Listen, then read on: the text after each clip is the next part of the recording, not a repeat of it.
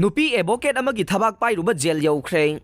Courtroom manungda leiringaida Nupi advocate amagi Thabak Pairuba accused ama ngarang Chief Judicial Magistrate Imphal West na jail da numit 15 ni thajinkre. Accused asigi mathakta victim oiribe Nupi advocate aduna wakalakbadage police na faraba tungda judicial remand pikhraba accused adu Uripok takhelambam laikai kangjam birjet sahi kuntra ko humdoine police ki pauna hai thogdok adu ngahan Lamphel Court Complex ta leba Civil Just Junior Division Imphal West 1 gi courtroom da thokibane matam adu da victim oiribe Nupi advocate adusu court manungda mahaki colleague singa punna phamduna laikhe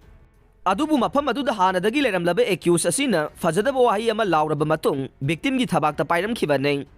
loinana victim aduna ahoba khonjel amaga loinana laukhi amasung courtroom adu the proceeding officer staff yauna mahaki colleague sing sanction khe